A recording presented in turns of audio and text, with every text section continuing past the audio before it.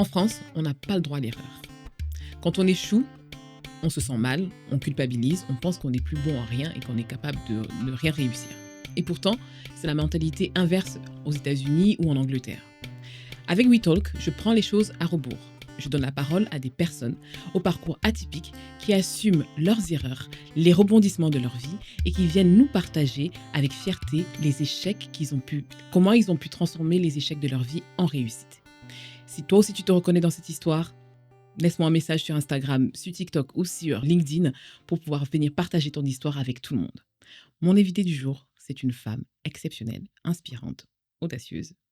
Bonjour et merci Solène Boquillon Logoasiou d'avoir accepté mon invitation. Avec plaisir, bonjour. Alors, sur ma liste du top 5 des personnes que je voulais inviter cette année, tu en faisais partie. Donc, je peux faire un check dessus. Je vais te laisser te présenter aux auditeurs de WeTalk. Alors, donc, je suis Solène, j'ai 45 ans, je suis mariée, j'ai 3 enfants.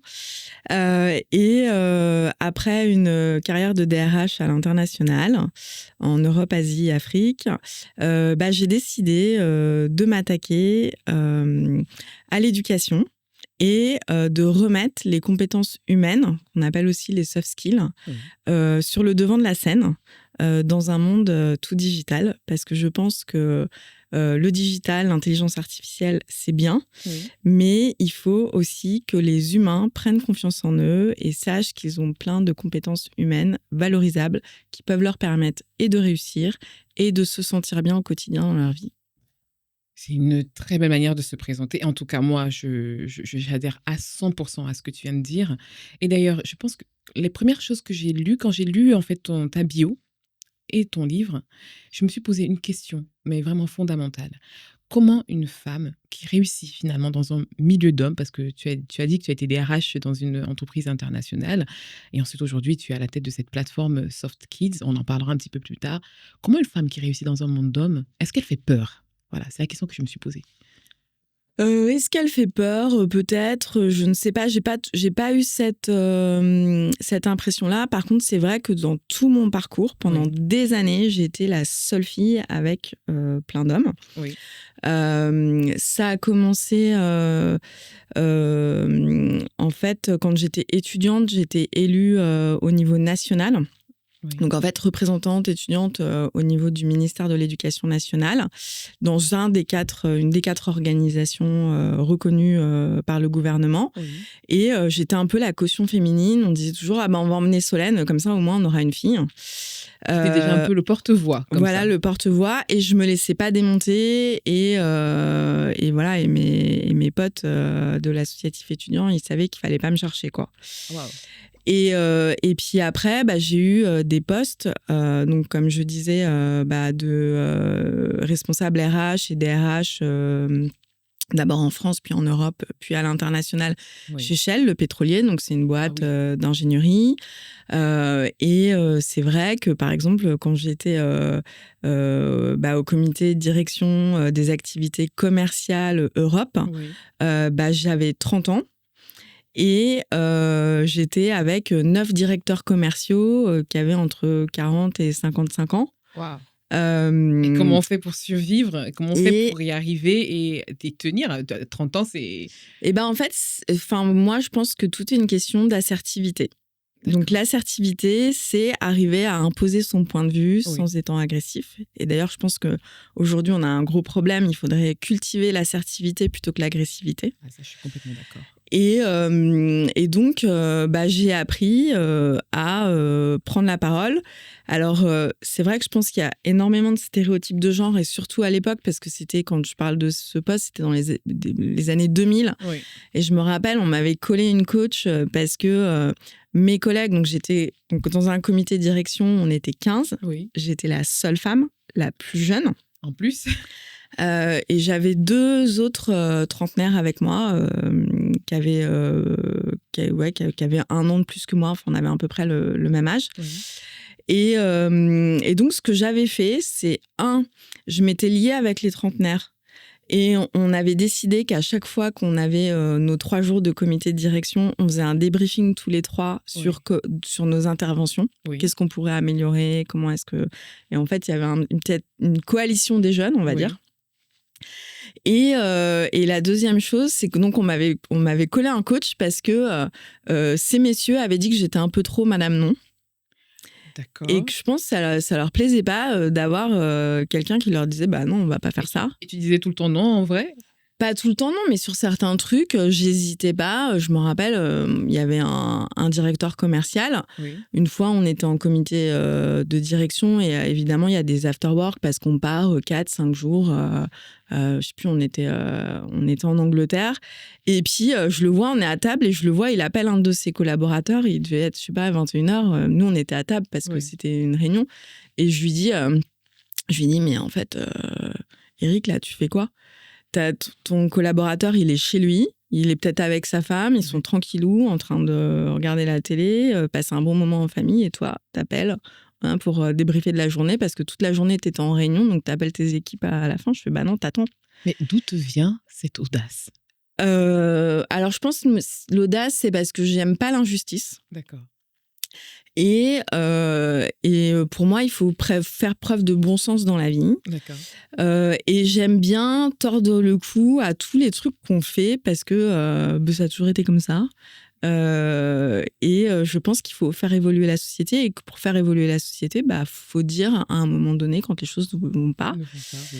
Et je dis souvent, parce que effectivement j'ai ce militantisme depuis toujours, j'ai toujours été déléguée de classe, donc du CP jusqu'à... Une femme de réseau. Jusqu'au master. Et je pense que j'ai été déléguée de classe, que ma mère était représentante des parents d'élèves et elle n'hésitait pas à monter au créneau quand elle voyait des injustices à l'école. Et je me suis dit, moi aussi, je vais faire la même chose. Et donc, c'est marrant parce qu'on en parlait cet été, j'étais en vacances avec des potes qui sont d'anciens collègues. Oui.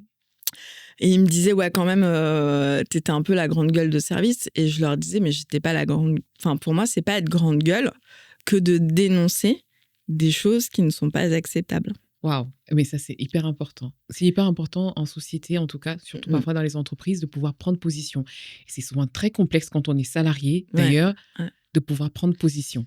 Moi, en fait, ce que j'ai fait, parce qu'on reparlait, par exemple, il y a des décisions... qui me paraissait injuste de la part de la direction. Oui. Et donc, je me rappelle, une fois, j'étais dans le bureau avec ma chef et je lui avais dit, OK, tu me demandes de faire ça, je vais le faire, mais sache que ça va à l'encontre de toutes mes valeurs. Et tu étais RH. Oui. Tu as pu... Parce que je suis RH, je travaille dans la RH, et tu as réussi à dire à ta responsable, je ne suis pas d'accord. Ouais, je lui dis, je vais le faire, parce que c'est un ordre, t'es ma chef, mais ça va à l'encontre de mes valeurs. Il faut avoir des valeurs. C'est hyper important. Il faut être guidé par ses valeurs. Oui. Je vais faire une espèce de rebond sur un petit peu un grand écart sur quand tu étais beaucoup plus jeune. Parce que j'ai lu dans ton bouquin, il paraît que tu étais nulle en maths. Oui, nulle en maths. C'est un peu... on va dire que c'est mon premier échec dans la vie. Oui. C'est ce que j'appelle ma blessure d'enfance. Wow. C'est... en fait, moi, en 4e, j'étais passionnée de littérature. Oui. J'allais tous les jours au CDI. Je prenais un livre le matin, je le lisais toute la nuit et je le lendemain. J'avais lu tous les Zola, j'étais passionnée d'histoire, la Révolution française. Et en fait, réunion avec mes parents.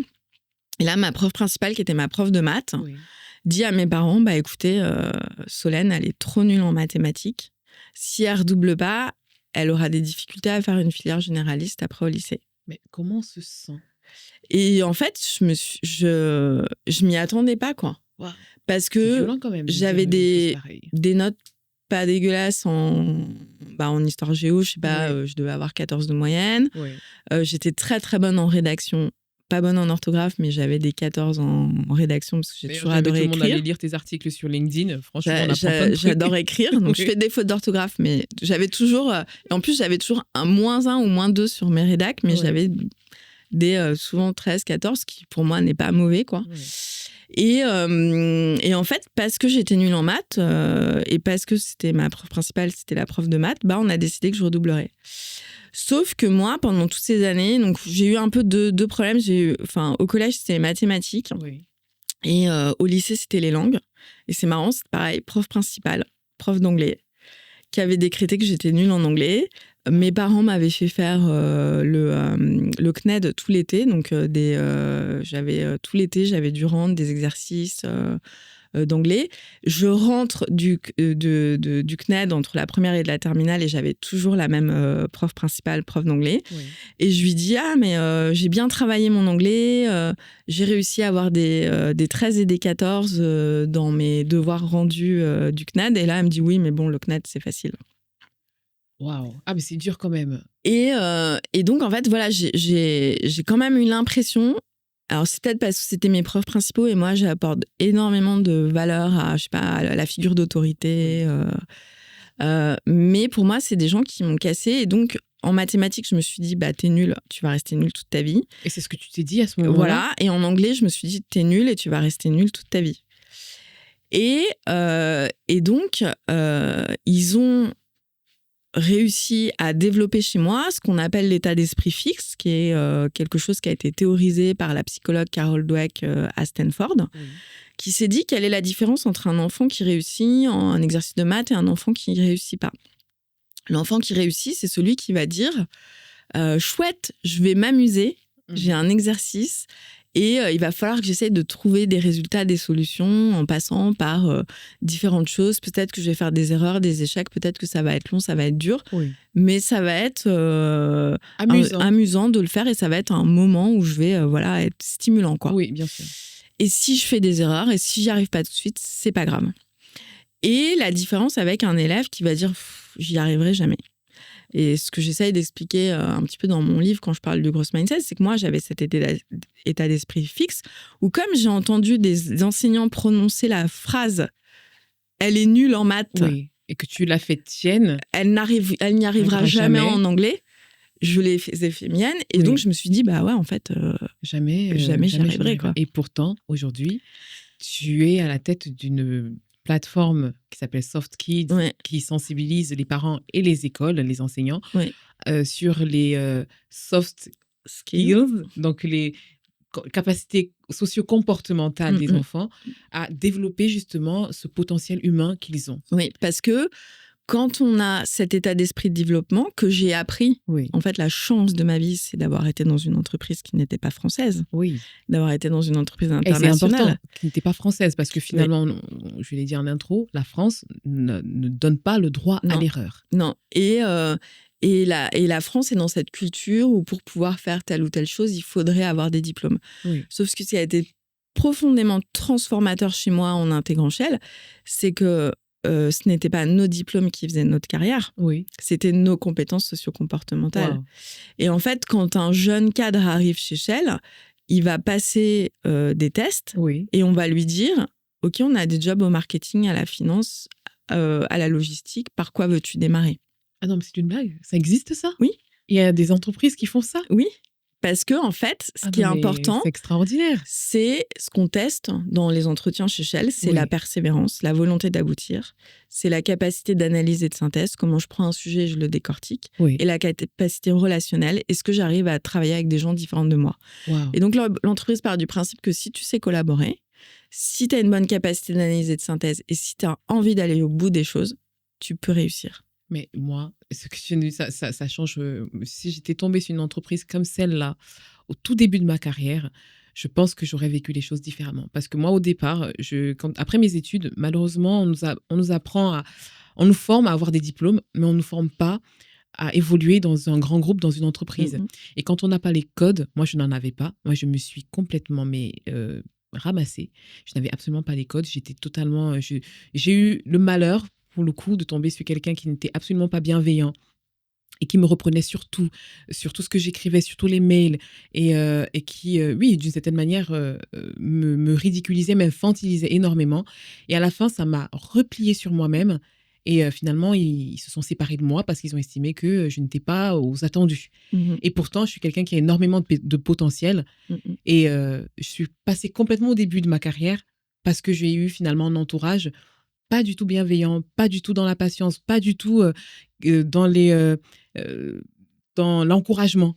Et ça aurait été tellement différent si j'avais été dans un environnement. Et puis surtout, ce qui manque énormément en France, Enfin, et moi, je travaille sur ces sujets au niveau de la recherche. Mon entreprise est adossée au laboratoire en neurosciences et sciences de l'éducation du CNRS. Oui. Et moi, le premier programme que j'ai fait chez SoftKids, c'est la confiance en soi. Oh. Parce qu'en fait, on a un énorme souci en France sur la confiance d'une manière générale. Complètement. Et donc, juste pour vous donner des chiffres, donc si je prends juste les enfants, on a plus de presque 60% des enfants qui disent « mes parents ne me font pas confiance ». Oui. Ensuite, les enfants, en France, on est classé 62e sur 65 des pays de l'OCDE sur la confiance en soi des élèves en leur capacité à réussir. Oui. Donc, si tu n'as pas confiance en toi pour réussir... 62e, c'est loin derrière. Hein. Voilà. Et enfin, 80% des Français n'ont pas confiance dans les autres, versus 54% dans le reste de l'OCDE. Donc en fait, il est très compliqué, de réussir dans la vie, et de faire société, si on n'a pas confiance les uns envers les autres. Pour avoir confiance les uns envers les autres, il faut qu'on vous fasse confiance, il faut que vous ayez confiance en vous. Exact. Et moi, ce qui m'a vraiment aussi marqué dans mon aventure chez Shell, c'est qu'on te faisait confiance tout de suite en profonde autonomie. Dans une société française, c'est quasi impossible. Et c'est impossible. Et moi, je sais que j'ai fait une énorme réorganisation à 28 ans. Oui. On m'a confié la réorganisation au niveau RH des stations Shell. Donc, en fait, Shell avait décidé de vendre toutes les stations-service. C'était en 2008, toutes les stations-service qui n'étaient pas sur autoroute. Oui. Donc, il y avait à peu près 300 stations-service qui étaient vendues, des gens qui allaient être licenciés. Oui. J'ai dû aller sur une estrade, expliquer aux gens qu'ils allaient perdre leurs emplois, etc. Et j'avais été chassée par Total. Et quand j'avais, en entretien, expliqué que j'avais géré toute la réorganisation au niveau RH des stations, eh ben, la recruteuse m'a dit « à votre âge, c'est impossible ». Et donc, ça montre très bien, en fait, l'état d'esprit qui est totalement différent, parce qu'en France, on est dans la supervision. Oui, on est dans le micromanagement. Voilà, il faut regarder, être sûr. C'est tout le débat qu'on a avec le télétravail. Enfin, mais d'où est-ce que, parce qu'on est chez soi en pyjama, on est moins performant qu'à la maison, qu'au bureau en cravate. Enfin, mais c'est ridicule. Et donc, chez Shell, pareil, j'ai commencé le télétravail en 2009. Oui. On n'en parlait pas beaucoup. Hein. Voilà. Et j'ai toujours été en totale autonomie. Sur mon dernier poste, ma boss, elle était à Singapour. Oui. Mes direct reports, ils étaient à Manille, ils étaient à Cracovie. C'est impossible de vous voir. Voilà. Et donc, en fait, tu n'as pas d'autre choix que de faire confiance aux gens. Voilà, exactement. Et moi, j'ai appris à faire confiance aux gens. Et c'est en faisant confiance aux gens que, ils ont leur plein potentiel, qu'ils se développent, qu'ils apprennent de leurs erreurs. Et il faut juste leur dire, si tu as besoin de moi, tu me le dis. Mais je te fais confiance pour faire ça. Il faut faire confiance. Il faut apprendre à faire confiance. J'aime, on a commencé cette interview, tu t'es présenté, on a un petit peu parlé de ton parcours. Et moi aussi, j'aime pouvoir présenter mes invités, en fait, un petit peu mon regard sur comment je t'ai vu. Et j'écris un compte, rien que pour toi, sur ton parcours. Et puis après, on pourra redébattre. D'accord. Ensuite, rebondir sur SoftKids. Je suis curieuse. Voilà. Alors, il était une fois... Toi, tu aimes écrire, tu aimes écrire tu écris facilement. Moi, j'adore les contes. Donc, il était une fois une jeune fille à qui on a prédit un avenir catastrophique au prétexte qu'elle était nulle en maths et en anglais. Solène Bouquillon-Logoisiou va pourtant trouver la recette miracle pour déjouer les pronostics de ceux qui l'ont sévèrement jugée. En effet, Solène naît dans une famille modeste où les injonctions sont communes. Ce n'est pas assez bien, tu peux faire mieux. Et à l'école, les profs sont plus sentencieux. Tu n'auras jamais ton brevet car tu es nul en maths ou tu n'iras jamais loin à cause de ton niveau en anglais. Jeune, Solène se sent bridée, incomprise. Elle est convaincue que ce qu'on dit d'elle est la vérité. Et pourtant, au cours de sa carrière, elle va se découvrir un super pouvoir, la résilience. Cette capacité à surmonter les difficultés et à s'épanouir dans l'adversité.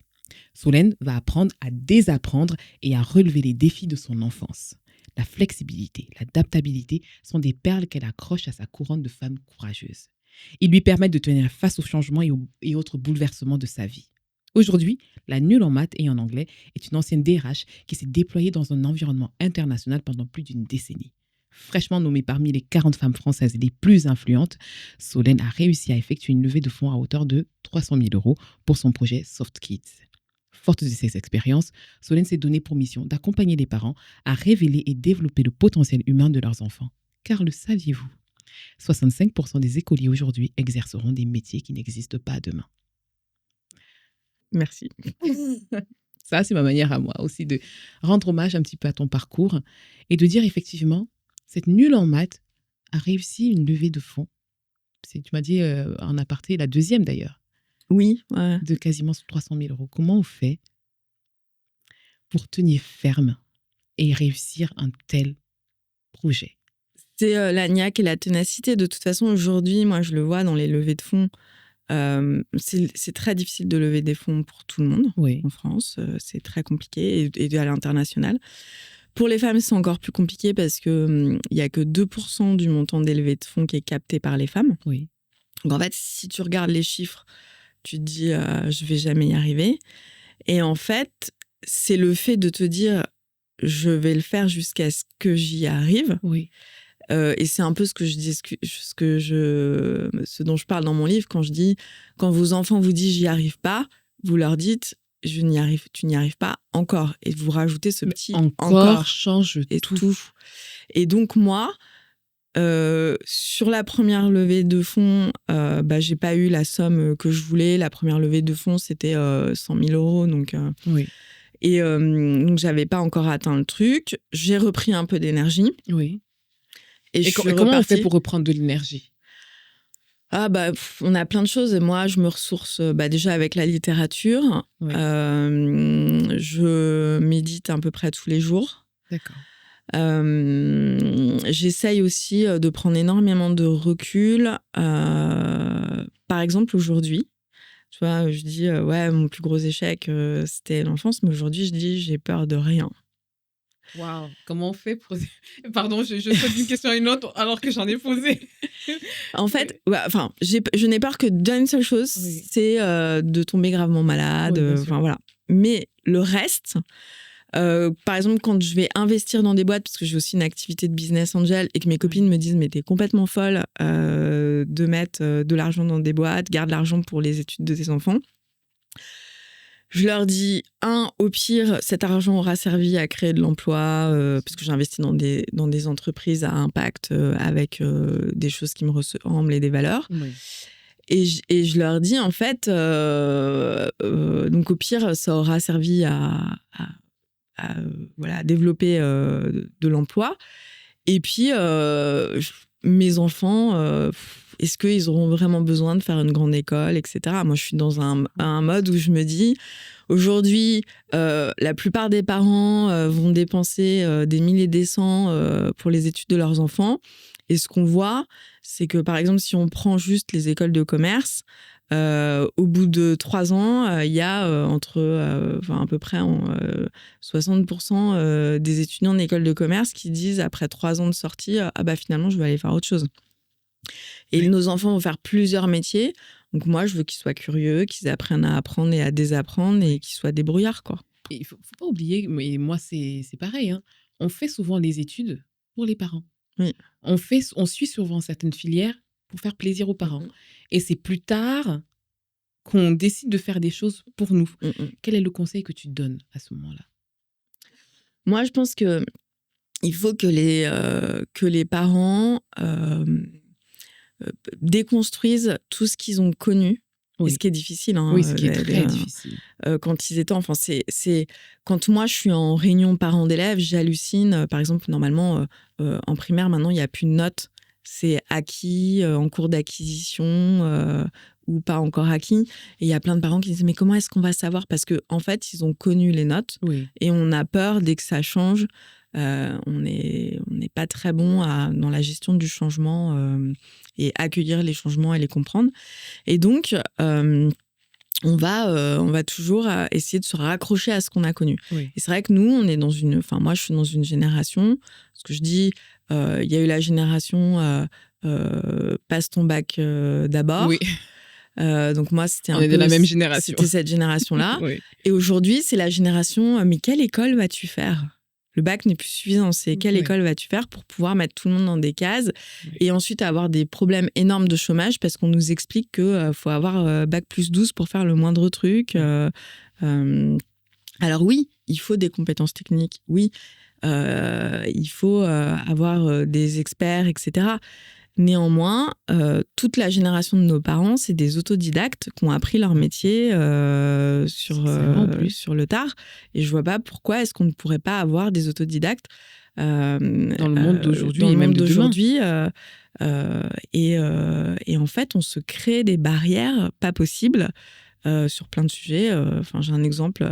Mon frère, il est coach sportif depuis 15 ans. Il a passé toutes les certifications de coach sportif en salle. Il s'est renseigné pour devenir prof de sport en école primaire. Oui. Et on lui a dit, non, c'est pas possible, vous n'avez pas le diplôme. Alors qu'il est coach sportif depuis 15 ans. Mais il y a un diplôme spécifique pour pouvoir... On a besoin d'un bon coup de modernité dans l'éducation nationale française. On s'enferme dans des rigidités. On donne pas la chance aux gens. Oui.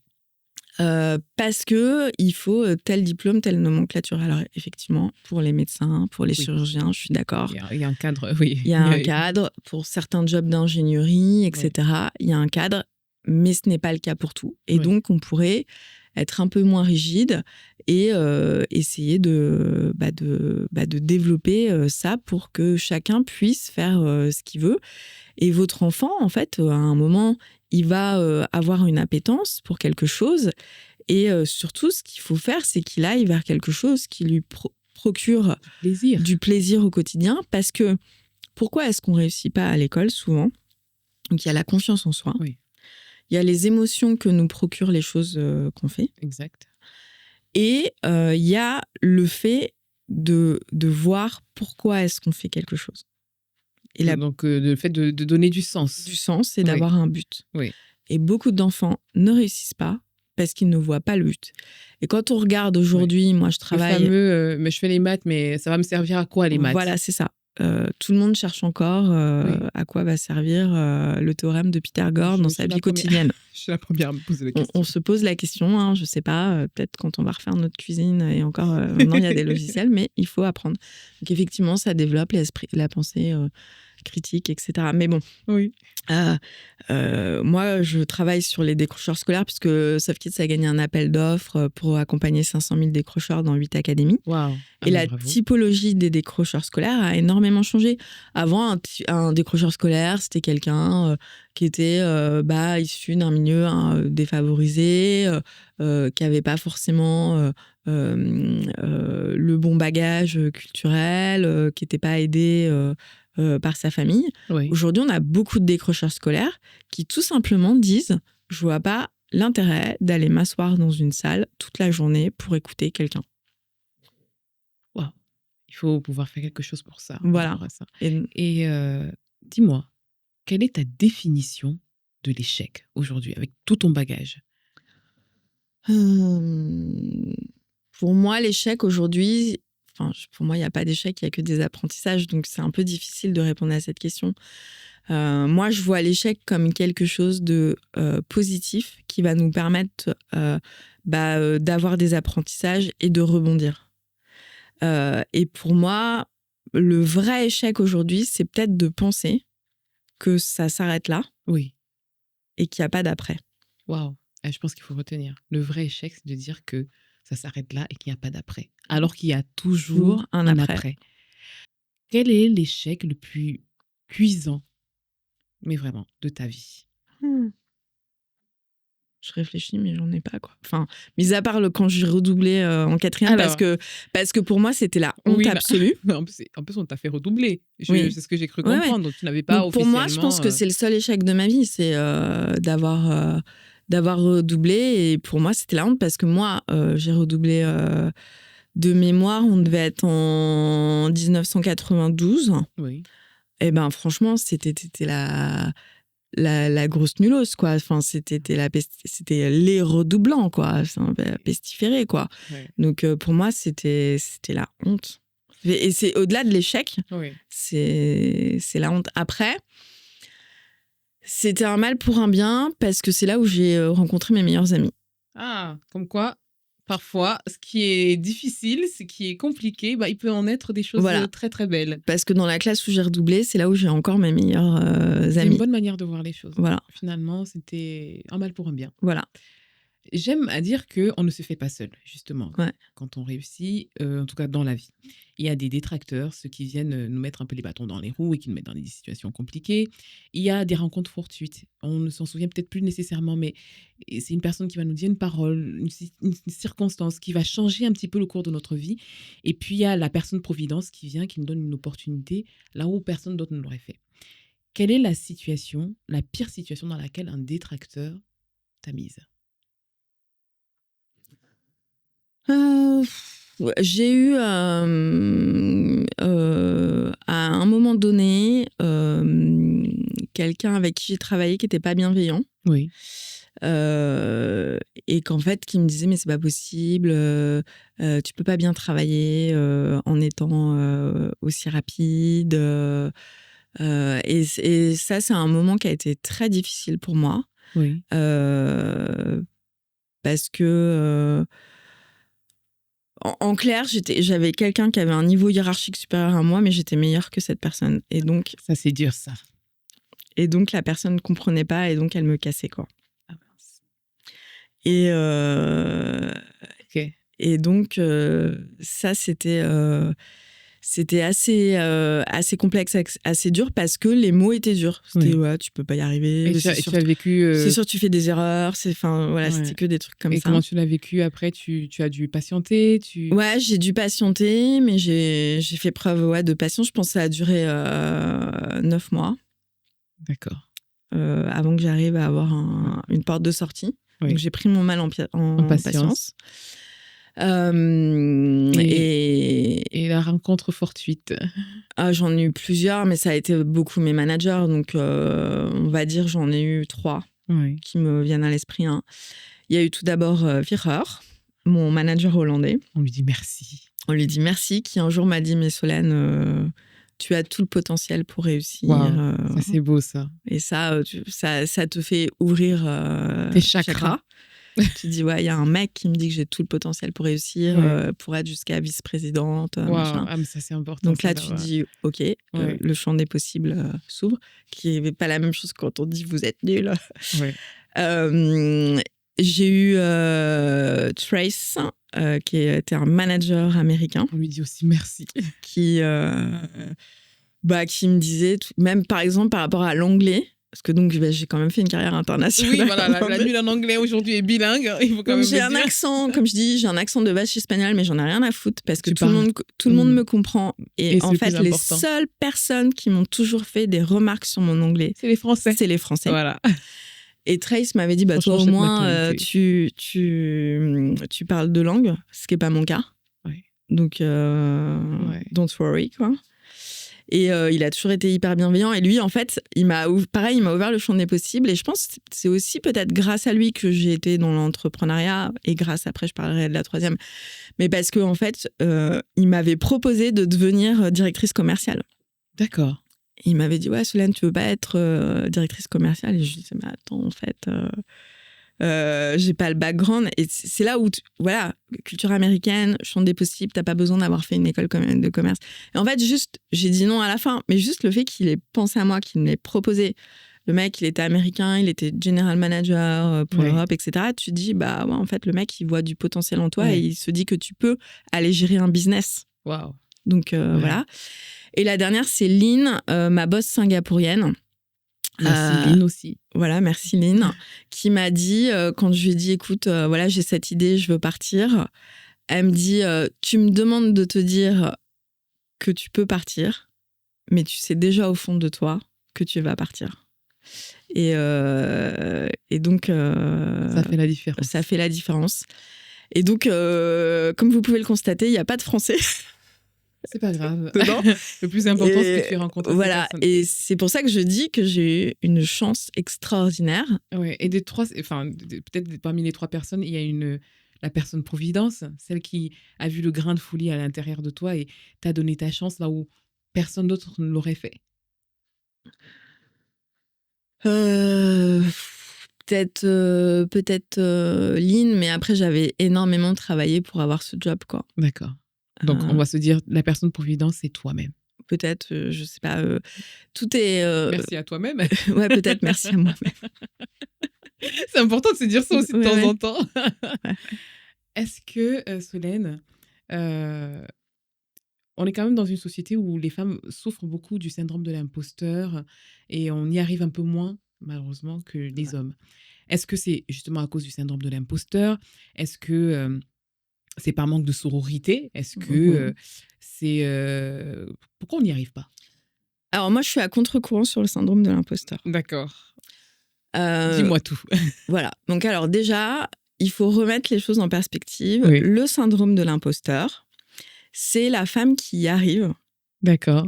qui est au sommet Oui. et qui se dit « Oh, punaise, ils vont voir en fait que je suis nulle, c'est une erreur. » D'accord. Et donc, ça a été théorisé par deux chercheuses américaines qui ont pris des femmes qui ont, par exemple, eu qui ont fait des doctorats, qui ont fait des thèses, etc. Et qui se mettaient pas en avant parce qu'elles se disaient non, je suis pas légitime, parce que pendant des années, c'est énormément de femmes qui ont travaillé sur des recherches et c'est les hommes qui ont publié les thèses et c'est eux qui ont eu les... Ok. Le monde d'aujourd'hui, quoi. C'est eux qui ont eu les prix Nobel. Et donc, par exemple, quand on parle du syndrome de l'imposteur dans l'entrepreneuriat, pour moi, c'est un peu en fait, on va tellement dire « Ah, mais les femmes dans l'entrepreneuriat, elles n'y arrivent pas parce qu'elles ont le syndrome de l'imposteur », que c'est la prophétie autoréalisatrice et où, en fait, on va trouver des excuses. Or, moi, je dis, dès l'instant où tu as décidé de créer ta boîte, tu n'as pas un syndrome de l'imposteur. Tu vas là-bas, tu vas à la préfecture, au tribunal de commerce, pardon, et tu vas déposer les statuts de ta boîte. Donc, tu as décidé que tu allais être entrepreneur, que tu serais le boss de ta boîte. Oui. Par contre, ce que tu vas avoir, c'est le syndrome de la bonne élève. Parce qu'il faut que tout soit parfait et que tu maîtrises tout. Or, il est impossible de tout maîtriser quand tu es entrepreneur et que tu as toutes les casquettes. Donc, tu as juste une courbe d'apprentissage qui est normale. Et il faut que tu apprennes à gérer cette courbe d'apprentissage. C'est pas de l'imposture, c'est que tu veux être bonne partout. Parce que tu ne sais pas faire du 80-20. Oui, alors qu'il faut juste se laisser le temps d'apprendre et de faire ses erreurs et de grandir. Voilà, donc moi je pense qu'on a plus le syndrome de la bonne élève que le syndrome de l'imposteur. Après, j'ai rencontré quelques femmes qui m'ont dit « Mais non, je peux pas prendre ce poste, je suis pas assez bonne, etc. » Mais c'est plutôt de la légitimité, asseoir sa légitimité. Et c'est le fait qu'elles n'étaient pas sûres d'être légitimes pour le job. Mais ce n'était pas quelque chose de « je ne vais pas y arriver ». D'accord. Ok. Est-ce que tu penses qu'il y a un manque de sororité entre les femmes ? Ça dépend. Je trouve que c'est assez générationnel. J'en ai déjà parlé dans d'autres interviews sur... moi, ce que j'ai constaté, c'est que pendant plusieurs années, les femmes qui ont... En fait, moi, quand j'étais trentenaire, il y avait beaucoup de ce qu'on appelle les Queen Bee. Oui. Et je ne parle pas de Beyoncé. Oui. On ne parle pas de Beyoncé. Je parle de la reine des abeilles. Oui. Qui, en fait, étaient des femmes qui avaient 50, 60 ans et qui avaient dû faire énormément de sacrifices pour leur carrière. Des fois, elles n'avaient pas eu d'enfants ou si elles avaient eu des enfants, elles ne les avaient pas vus. Et en fait, toi, tu arrives et tu es en mode « je veux tout, les enfants, le work-life balance, etc. » Ça ne se passe pas comme ça et ici. Ça ne se passe pas comme ça. Et du coup, elles ne sont pas cool. Oui. Je trouve que ces 10 dernières années, ça s'est énormément atténué et il y a de moins en moins de femmes comme ça. J'entends de temps en temps, dans des grands groupes, des comportements qui peuvent y avoir comme ça. Mais moi, j'ai trouvé énormément de sororité dans l'entrepreneuriat, dans l'éducation. Je me suis fait plein de nouvelles amies les 5 dernières années. Et d'ailleurs, est-ce que toi, tu as tendu la perche à d'autres femmes ? Oui, moi, en fait, alors là, je le fais beaucoup moins parce que j'ai moins de temps. Oui. Mais mes premières années d'entrepreneuriat, je faisais le Giving Friday, je donnais des heures le vendredi pour aider des entrepreneurs. Oui. Et aujourd'hui, par exemple, je suis marraine de la CCI 92 de la promo tech. D'accord. Donc, en fait, il y a 12 entrepreneurs. Je me rends disponible pour elles si elles ont des questions. Oui. Je pense que, juste, par exemple, en faisant ce podcast, je fais preuve de sororité parce exactement. que j'ai fait beaucoup d'interviews, je suis sans filtre, je partage énormément de choses et donc je pense que ça va aider d'autres femmes. Et d'ailleurs, si je le fais et si je témoigne, tu m'aides. c'est pour que les autres femmes, elles arrivent à se dire, ah bah oui, c'est possible, je peux appliquer telle ou telle chose, faire telle ou telle technique. Les conseils que tu m'as donnés aujourd'hui, là, moi, je suis, voilà, je suis sûre que ça va faire la différence pour plus tard et même juste après. Est-ce que tu as eu des rôles modèles féminins? Oui. Donc, dans les rôles modèles que j'ai eus, il y a eu toujours chez Shell, hein, c'est eux qui m'ont quand même pas mal formatée. Oui. Il y avait Carole qui était... en fait, j'ai eu de la chance en 2009, donc c'était il y a longtemps. Oui. Shell organisait déjà ce qu'ils appelaient le Woman Career Development Programme. Donc, tu partais 3 jours à Londres et tu étais 20 femmes pour qui ils voyaient du potentiel. Et pendant 3 jours, tu apprenais à gérer ta carrière. Donc, par exemple, tu devais faire... vous rentrez dans l'ascenseur et vous tombez sur le CEO de Shell. Comment vous vous présentez? Elevator speech en 30 secondes. Plein de choses comme ça. Et là, j'avais rencontré Carole, donc, qui était vice-présidente RH Monde. Oui. Et elle commence à nous dire, voilà, moi, je suis mariée, j'ai 3 enfants. Et alors, moi, je m'étais dit, mais quand t'es vice-présidente, t'as pas d'enfants, quoi. Tu te disais ça? Ouais, je me disais ça, ouais. D'accord. Et en fait, elle commence à nous expliquer tout son équilibre de vie, etc. Et en fait, de voir cette femme qui avait ce poste-là, qui avait une vie de famille, etc., je me suis dit, waouh, c'est possible. C'est important d'avoir des rôles modèles. Ouais. C'est très important. Et donc, pour moi, c'était clairement... Pour dégommer des pensées limitantes, voilà. C'est hyper important. On arrive à la fin. Est-ce que tu penses que... quelle est ta définition du leadership au féminin? Est-ce qu'il y en a d'abord? Est-ce qu'il y a du leadership au féminin? Parce que... C'est marrant parce que j'ai lu un article dans le Harvard Business Review là-dessus hier. Oui. Je pense qu'au départ, il n'y en a pas de leadership au féminin. En fait, il y a juste du leadership. Il y a juste du leadership. Et je pense qu'on nous enferme dans des rôles. D'accord. Et je pense que c'est la culture, l'éducation qui fait qu'on va voir que les femmes sont peut-être plus bienveillantes au travail, vont faire plus attention. Mais c'est parce que, en fait, la société a des attentes vis-à-vis de nous. Oui. Et nous, on va essayer de se conformer aux attentes pour faire plaisir aux gens. D'accord. Et tu vois, c'est pour ça qu'avec mon comité de direction, au début, ça se passait pas bien parce que ils étaient en mode, c'est madame non. Mais en fait, quand j'y repense, si j'avais été un mec... Ça serait passé. Je pense que ça serait passé, mais crème. On aurait dit, waouh, il a de la poigne, il a du charisme, leadership et tout, machin. Ouais. Et après, en fait, tu travailles, t'expliques, et j'étais extrêmement contente parce qu'il y avait un des directeurs commerciaux. Donc, comme je l'ai dit, avec ce coach, moi, j'ai travaillé mon assertivité pour pas qu'ils aient l'impression que j'étais madame non, pas sympa et agressive. Et un des directeurs commerciaux, quand il passait à la retraite, à son discours de départ, il m'a dit « Solène, avant toi, je pensais que les RH étaient la fonction la plus inutile de l'entreprise.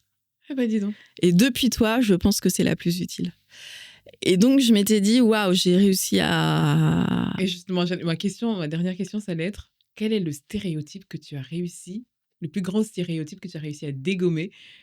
J'ai presque envie de dire, pour moi, c'est peut-être ça, mais tu as peut-être autre chose. Bah oui, il y a ça sur les RH qui sont inutiles, mais après, moi, les stéréotypes que j'essaye de dégommer, c'est